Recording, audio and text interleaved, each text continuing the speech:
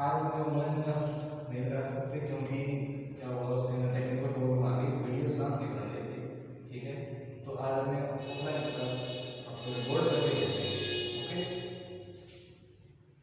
तो अपने बात कर रहे थे role of biotechnology in agriculture, यानी बायोटेक्नोलॉजी का एग्रीकल्चर में क्या रोल है।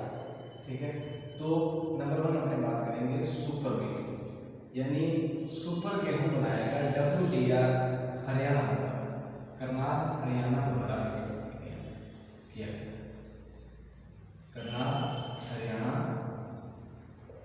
द्वारा विकसित किया गया। इसके अंदर क्या होगा, जो प्रेजेंट के अंदर जो व्हीट थी वो उससे 15 to 20% इसके अंदर, इसके प्रोडक्शन के अंदर क्या आ गई, ग्रोथ आ। ठीक है, यानी इस वेट की जो ग्रोथ थी, जो प्रोडक्शन था वो 15 से लेकर 20% तक ज़्यादा होता था इसकी बजाय, यानी आम जो गेहूँ थी उसकी बजाय। ठीक है, ये इसकी क्वालिटी थी।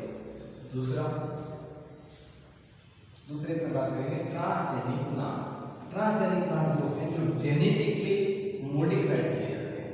ठीक है, यानी जिसके अंदर किसी का जीन ट्रांसफर करके बनाया गया हो। ठीक है, तो अपने क्या है, कई एग्जांपल के तौर पे यानी बीटी कॉटन है, बीटी टोबैको है, और बीटी मेज है, मस्टर्ड भी है, और राइस भी है। ठीक है, इसको गोल्डन राइस के नाम से हमें जानते हैं। ठीक है, इस तरह से कई क्रॉप्स है। ठीक है, तो सबसे पहले बात करते हैं, सबसे पहले फर्स्ट ट्रांसजेनिक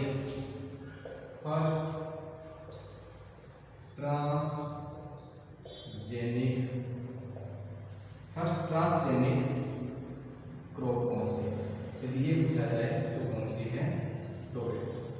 कौन सी है, टोबैको जो है वो फर्स्ट ट्रांसजेनिक क्रॉप है, टोबैको यानी तंबाकू। ठीक है, याद रख जाएगा। इसके बाद अपने बात करेंगे बीटी कॉटन की हिस्ट्री। बीटी कॉटन के अंदर क्या होता है, और अपने बात करें यूएसए के अंदर सबसे ज्यादा ट्रांसजेनिक जो खेती की जाती है, ट्रांसजेनिक प्लांट सबसे ज्यादा लगाए जाते हैं। दूसरे नंबर पे ब्राजील है, ब्राजील। तीसरे नंबर पे अर्जेंटीना है, और फोर्थ नंबर पे इंडिया है। और लास्ट नंबर पे चाइना के अंदर सिर्फ 2% ही खेती होती है ट्रांसजेनिक प्लांट सिर्फ 2% ही लगाए। अब बात करें क्रॉप की, क्रॉप कौन सी लगाई जाती है, कौन सी ट्रांसजेनिक क्रॉप है जो सबसे ज्यादा लगाई जाती है, कौन सी लगाई जाती है, सोयाबीन।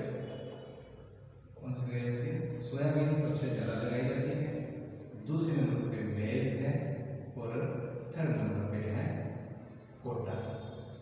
ठीक है, कौन सी है, कॉटन। अब बात करते हैं बीटी कॉटन कैसे तैयार की। बीटी कॉटन के अंदर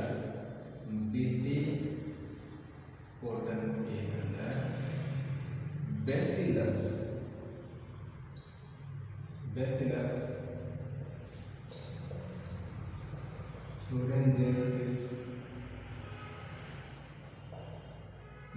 thuringiensis नाम का एक सोइल बैक्टीरिया थी, उसको उसके जीन को कॉटन में ट्रांसफर करके, यानी जो अमेरिकन कॉटन है उसके अंदर ट्रांसफर करके, और बीटी कॉटन का निर्माण किया गया। ठीक है, कौन सी कॉटन का, बीटी कॉटन का निर्माण किया गया, यानी बेसिलस thuringiensis के जीन को ट्रांसफर करके। और बेसिलस thuringiensis का जो कौन सा जीन है, क्राइजीन, इसका क्राइजीन जो है उसको ट्रांसफर किया गया। और ये क्या करता है, ये करता है डेल्टा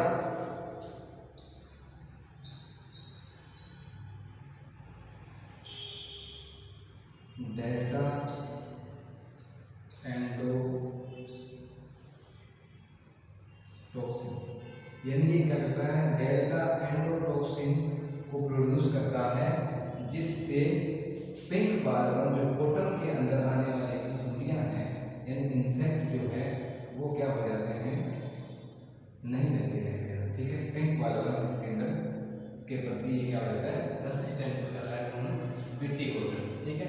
बीटी कॉटन के अंदर राइज है, और इसकी जो प्रथम पीढ़ी बीटी कॉटन की प्रथम पीढ़ी जो है यानी फर्स्ट जनरेशन जो है, जिसको अपने बॉल गार्ड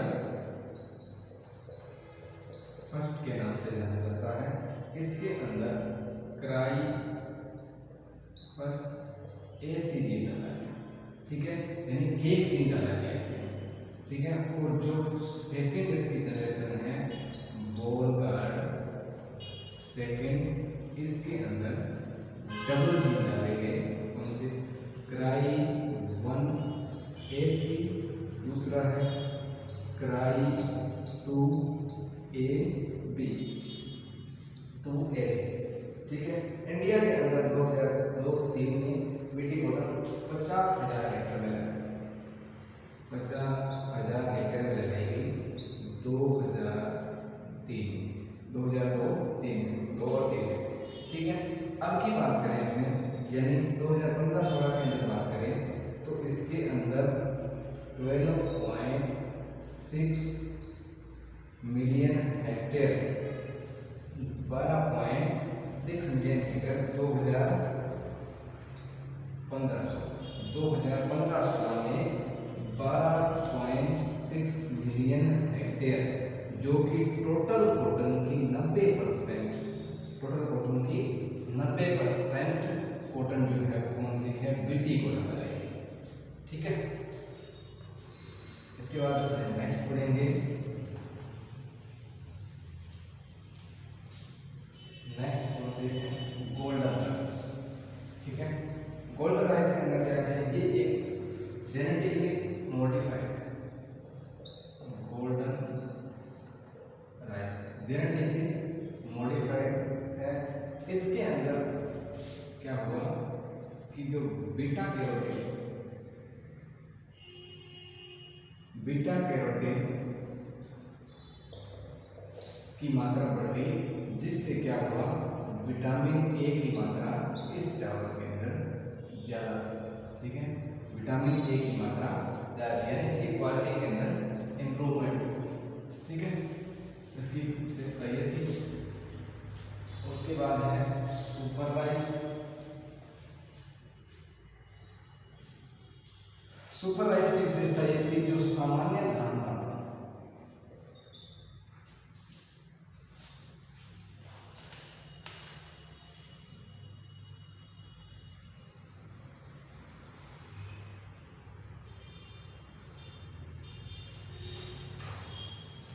सुपर राइस का क्या हुआ, जो सामान्य जो राइस था उससे 25% यानी 55% अधिक ज़्यादा अपने को उपज प्राप्त हुआ, ठीक है, ज़्यादा प्रोडक्शन मिला, ठीक है, ज़्यादा प्रोडक्शन मिला, देने वाली किस्मों का आविष्कार किया गया। और इसे सुपर राइस को किसने तैयार किया, क्या पूछे तो किसने तैयार किया, GS खुश द्वारा, इसकी GS खुश में IRRI फिलीपींस मनीला फिलीपींस में है, वहाँ में विकसित किया गया इसको सुपर राइस को। इसकी क्वालिटी थी कि ये आम जो राइस थी उससे 25% ज़्यादा प्रोडक्शन हो गया सुपर राइस हो गया। नेक्स्ट में बात करेंगे हाइब्रिड राइस।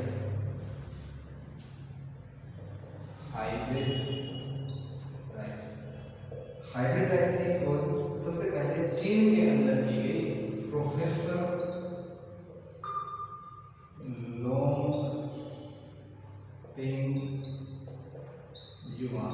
लोंगपिंग युआन ने सबसे पहले इसकी इसको डेवलप किया हाइब्रिड राइस को, ठीक है। और उसके बाद दूसरे स्थान पे अपना, उसके बाद जो इसको विकसित किया, किसने विकसित किया हाइब्रिड राइस को, इंडिया के अंदर, ठीक है। इंडिया में विकसित किया गया। इंडिया के अंदर इसकी जो फर्स्ट वैरायटी थी वो कौन सी निकाली गई, फर्स्ट वैरायटी कौन सी निकाली गई,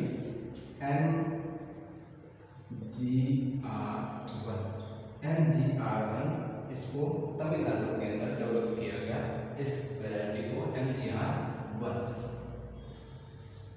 हाइब्रिड राइस, ठीक है। हाइब्रिड राइस 1974 के अंदर, 1974 में प्रोफेसर लोंगबिंग युआन ने चीन के अंदर इसको विकसित किया, डेवलप किया।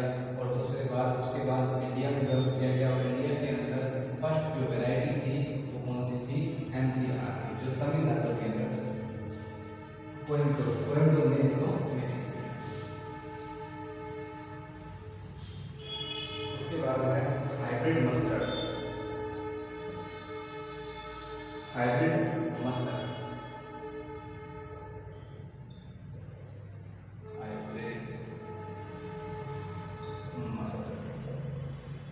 मस्टर्ड जो है उसकी फर्स्ट जो वैरायटी थी NRC HB506 थी, जो DRMR कहाँ पे है, सेवर में है, भरतपुर, अपने राजस्थान में है सेवर भरतपुर, वहाँ से विकसित की गई, ठीक है। इसका नाम पहले क्या था, पहले था इसका राष्ट्रीय यानी नेशनल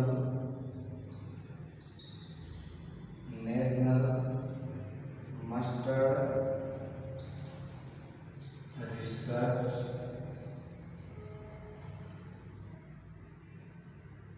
रिसर्च सेंटर, ठीक है, यानी अनुसंधान केंद्र,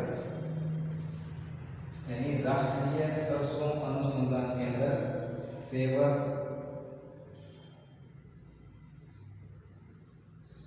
कहाँ पे है, भरतपुर के अंदर। अब इसको नाम चेंज कर दिया गया DRMR सेवर, ठीक है। इसके द्वारा विकसित की गई, और ये वैरायटी थी